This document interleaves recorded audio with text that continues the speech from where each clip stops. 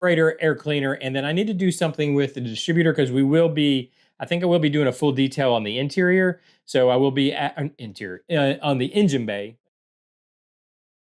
Welcome back to the workbench, where we try to make things. What we're continuing to try to make today is Monogram's Heavy Chevy Chevelle kit. This is the one that we're calling the Buddy's Buddy build. It's a kit we're building to look like a buddy of mine's buddy's real Chevelle. There we go. I think I said that correctly. But what we're working on today, or where we are at now today, is the motor. We're finalizing the motor. And yesterday I told you that I didn't know exactly what motor was even in the car. So I reached out and I was told 396 big block. So I think what we have here is going to work. I did a little bit of research. I got the research department to look into what a 396 exactly looks like, and this looks like the kit. The only difference that I found was, and I'll show you here in the instructions, it shows the valve cover, the filler on the valve cover being on the driver's side, and everything the research department brought back to me had the filler on the passenger side. Now, I don't know if it really matters. Obviously, I'm pretty sure these valve covers interchangeable, I think. But I think I still could pop these valve covers off and swap sides with them if we wanted to. I don't know if it's that important, quite honestly. But to get you caught up to where we are right now, basically I painted it orange, the Chevy orange. I started painting the intake. I've got the obviously the front accessory drives on, the belts are on, the pulleys are on, the alternators on, and it's all looking pretty good.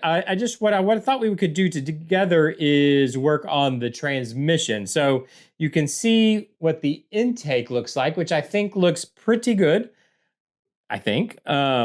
Basically, I did the same process I'm about to do on the transmission on the intake, which was I painted it this dark, I think this is gunmetal. I'd actually tell you what color it is, but at some point, the label on my paint got destroyed, and I don't exactly remember what color this is. It's a Tamiya paint.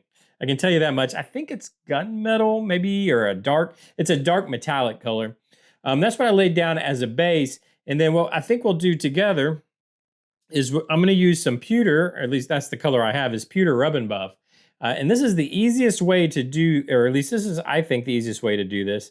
Put your little some on a plastic piece there, and then let me take a little bit on this is a makeup sponge.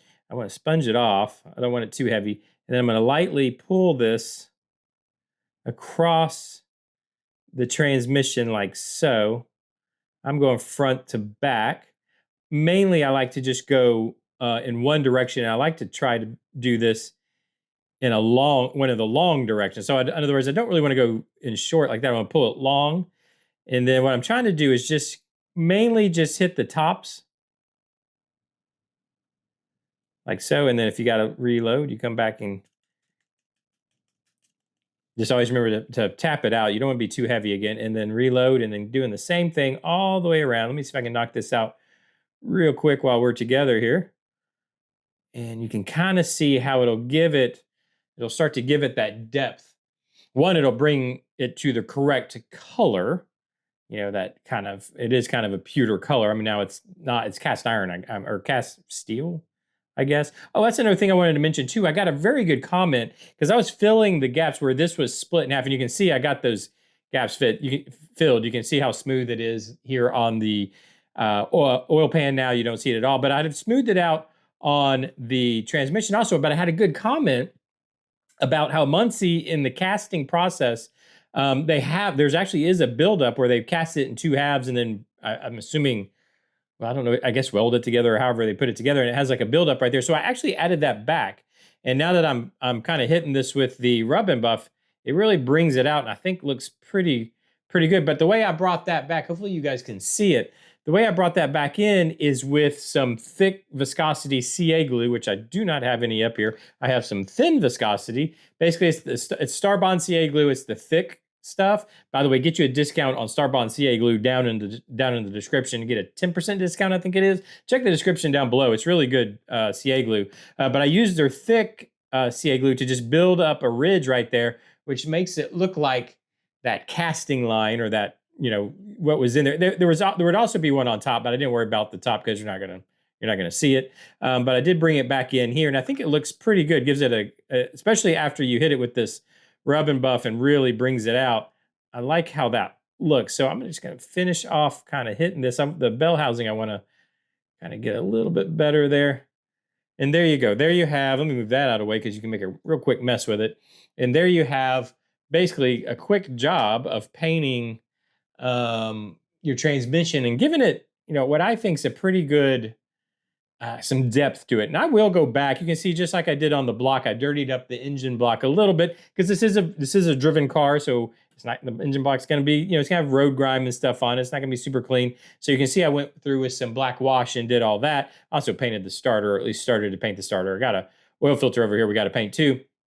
But I'll come back and hit this with black wash too, just like up here, just like I did on the valve covers, just to give it all a good, an in good depth look. And I think what I'll do, what I'll do is I'll just probably give it all another black wash. We do have headers that are going to be going in here, which I hadn't attached this because I hadn't decided, but before, so I was working on this before I heard back from my buddy, so I wasn't sure if we were going to use this motor or not. So if we didn't, I wanted to have those headers in case I needed them for a different motor that we'd be putting in. But I think we're going to actually use this motor. We'll use the motor from the kit, one, because I think that's a lot cooler to use the motor out of the kit. That'll be really cool from the Heavy Chevy kit. Two, I think it's the appropriate motor. It's going to work. It's going to be fine. It's going to model the one that's in his car. But with that said, I will be adding the headers to this now because, well, we're going to be using them. It'll match. It'll work perfectly for the exhaust we're going to have. So I've got that all in black washed, and I did the same kind of process here on the headers. But I do need to add carburetor, air cleaner, and then I need to do something with the distributor because I think I will be doing a full detail on the interior. So I will be on the engine bay, on the interior too, but I'm actually speaking about the engine bay now. So I'll be adding plug wires. I'll be adding heater hoses. I'll be adding, I don't think this has AC. I'll have to see. I don't know if his car is an AC car or not. But I'll be adding in all the under hood details. So I probably will have to change out. I'll probably just cut this down here and then just add the top half of a distributor, a drilled distributor here, so I can add in plug wires. But anyways, that's to come. I think we're looking pretty good so far. You can let me know what you think about the motor at this point. I think it looks pretty good. I think I have the perfect grime for a driven car, the perfect, I think. Let me know what you think down in the description. I love to hear what you have to say. Let me know if I'm missing anything. Like, this was such a great comment to add that back in. Let me know if there's anything that I'm missing or that I should do or something about a 396. I did have a buddy back in the day that had a 69 Chevelle. It was a 69 Chevelle with a 396 in it.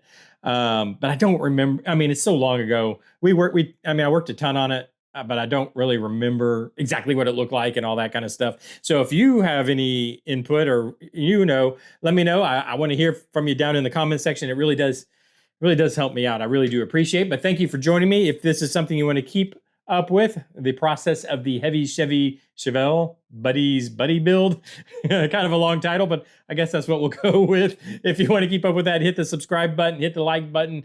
Oh, hit the hype button. I did. Hit that hype button. I'll highlight hype buttons in the coming up in the future, but yeah, hit that hype button. I don't do all those things everybody tells you to do on YouTube. I got to get back to work, so I will see you guys tomorrow. Bye-bye.